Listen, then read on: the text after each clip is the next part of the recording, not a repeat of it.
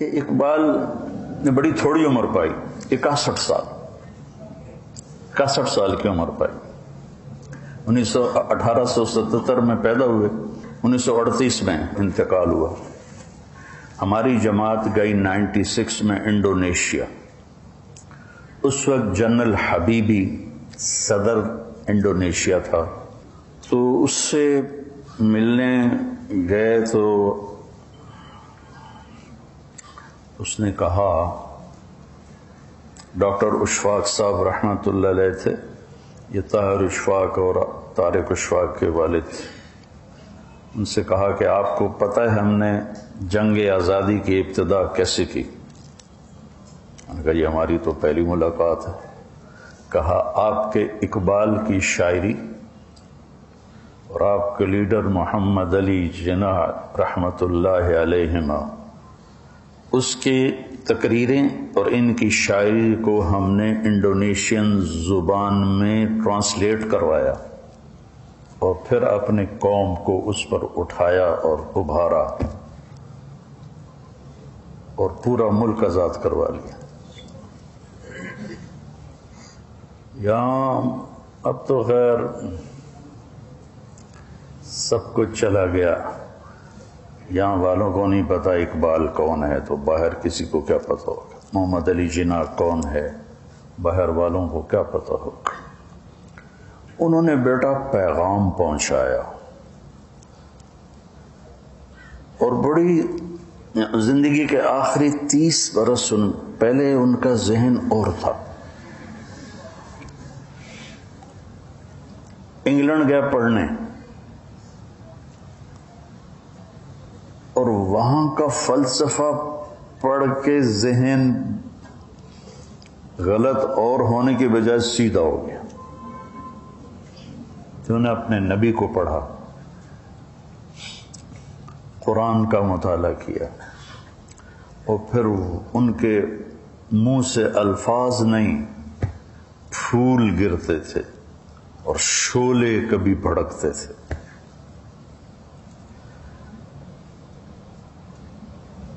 اگر آپ میں سے کسی کو اللہ ذوق دے نا تو اس کی کوشش کیا کرے کہ مزید آگے بڑھ جائے، کیونکہ اس کا تعلق پڑھنے لکھنے سے نہیں ہے، اللہ کی عطا ہے۔ ہمارا ایک میراثی تھا، بالکل ان پڑھ، اتنا بڑا شاعر تھا، فی البدی شروع ہو جاتا تھا پنجابی میں۔ تو یہ اللہ کی عطا ہے، اس کو ہم پڑھنے لکھنے سے نہیں کر سکتے۔ اب عربی میرا ذوق ہے، اردو میرا ذوق ہے، لیکن میں شعر یاد تو کرتا ہوں، شعر کہتا نہیں۔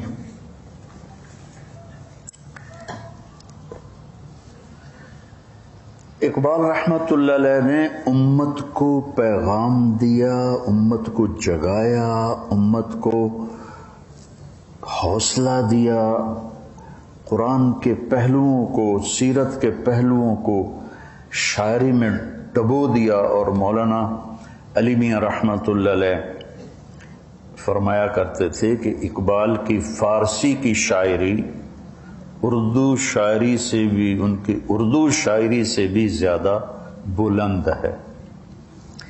ایران میں ایک ایڈیٹوریم بنا تو وہاں اس کے بڑے گیٹ پر اقبال رحمۃ اللہ علیہ نے جو مرثیہ لکھا امام حسین علیہ السلام کا، بادشاہ است حسین، وہ لکھا ہوا تھا، نیچے محمد اقبال۔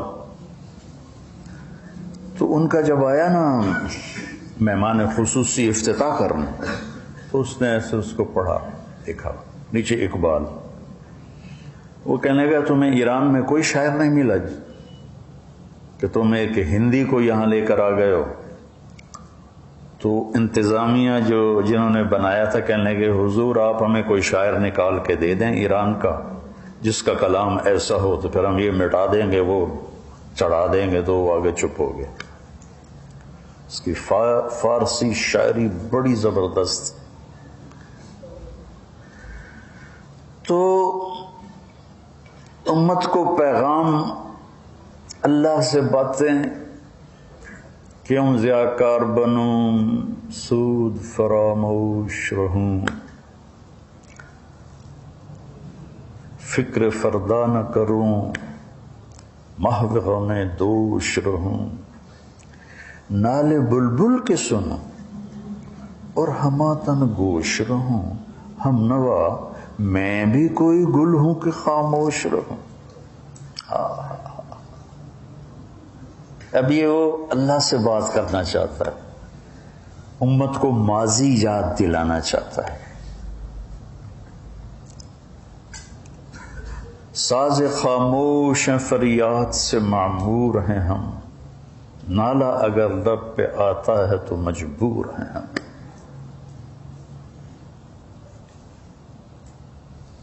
کہتا ہے ہماری صدائیں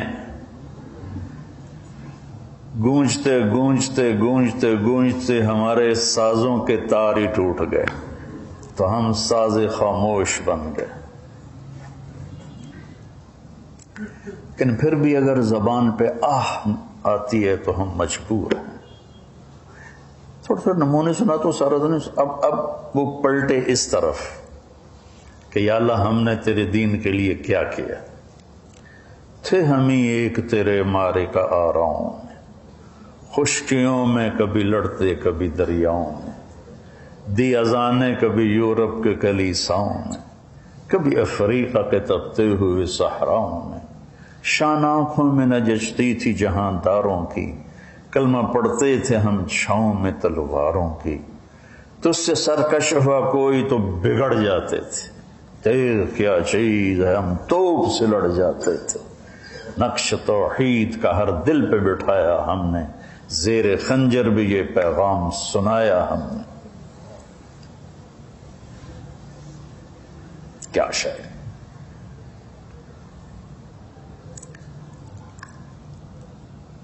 کبھی اے حقیقت منتظر نظر آ لباس مجاز میں، کہ ہزاروں سجدے تڑپ رہے ہیں میری جبین نیاز میں۔ اوئے ہوئے ہوئے، جو میں سر بسجدہ زمین ہوا تو زمین سے آنے لگی صدا، تیرا دل تو ہے صنم آشنا، تجھے کیا ملے گا نماز میں، وَإِذَا قَامُوا إِلَى الصَّلَاةِ قَامُوا كُسَالَىٰ۔ اور یہ جو صبر ہے، صبر، اس کو جس پیرائی میں اقبال نے بیان کیا ہے شاید ہی کوئی بیان کر سکے۔ برداشت جب کوئی چیز کر رہی، اس پر ہم ہتھوڑی ماریں تو یہ ٹوٹے گی نا، یہ خم آ جائے گا۔ برداشت آدمی کو توڑ دیتی ہے، اور خاص طور پر لوگوں کے رویے وہ انسان کو چور چور کر دیتے ہیں۔ بول اور رویہ، صرف چہرہ ایسے بگاڑ کے دیکھو تو اگلے کا کیا سے کیا حشر ہو جاتا۔ تو اب اس نے کہنا یہ تھا کہ صبر کرو، جیسے اللہ نے کہا یا ایھا الذین آمنوا اصبروا وصابروا ورابطوا لعلکم تفلحون۔ لیکن انہوں نے کیا کہا؟ تو بچا بچا کے نہ رکھ اسے ٹوٹنے دے، تیرا آئینہ ہے وہ آئینہ کہ شکستہ ہو تو عزیز تر ہے نگاہ آئینہ ساز۔ دل کو قرآن سے لے کر آئے کہ دل، اللہ نے قرآن میں دل کو شیشے سے تشبیہ دی ہے، المصباح فی زجاجہ۔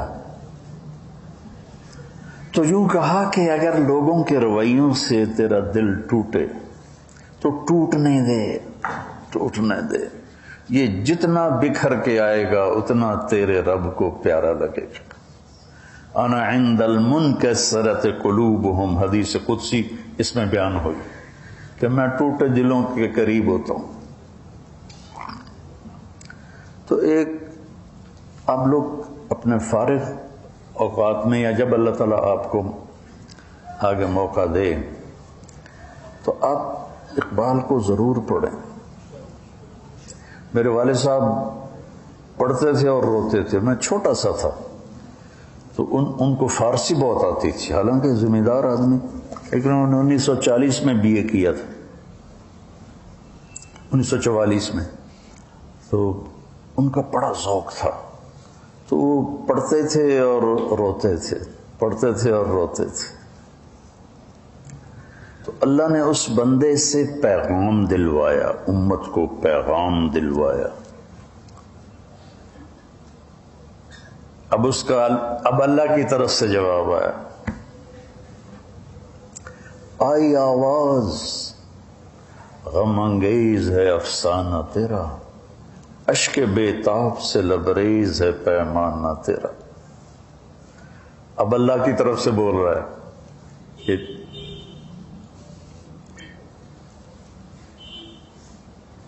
کہ میرے گلے کے بدلے میں جواب آیا، ہاں میرے بندے واقعی بڑی دکھی کہانی ہے تیری، اور بڑے بےتاب آنسوؤں میں بھیگی ہوئی ہے کہانی تیری، لیکن ہم کیا کریں، ہم تو مائل بکرم ہیں، کوئی سائل ہی نہیں، راہ دکھلائیں کسے راہ رو منزل ہی نہیں، تم ترستے ہو کلی کو وہ گلستاں بکنار۔ ایک مصرع ہے یہ، تو وہ پھر جواب شکواتا ہے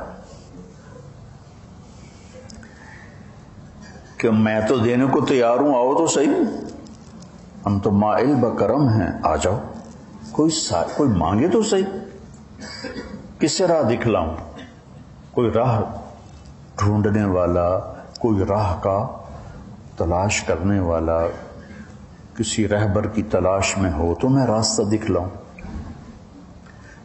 تمہارے بڑوں نے باغات کو ٹھوکر مار دی اور تم چند کلیوں پہ بک جاتے ہو، تم ترستے ہو کلی کو وہ گلستاں بکنار۔ ہائے میرے بچوں، یہ دو بڑے محسن لوگ گزرے ہیں پاکستان کے۔ 1938 میں ان کا انتقال ہوا۔ 1930 میں الہ آباد میں انہوں نے سب سے پہلے ایک الگ ملک کا تصور پیش کیا کہ ہمیں ایک الگ ملک چاہیے جس میں مسلمان، ان کا تو تصور بہت عالی شان تھا، انہیں کیا خبر تھی کہ ادھر بھی وہی کچھ ہوگا جو وہاں ہو رہا ہے۔ اس وقت جو ہماری قوم کر رہی ہے، یہ سب حکومتوں کو گالیاں نکالتے ہیں، تجھے کیوں فکر ہے اے گل دل صد چاک بلبل کی، تو اپنے پیرہن کے چاک تو پہلے رفو کر لے، کہ اپنے سے شروع کرو۔ تمنا آبرو کی ہے اگر گلزار ہستی میں، تو کانٹوں سے الجھ کر زندگی کرنے کی خو کر لے۔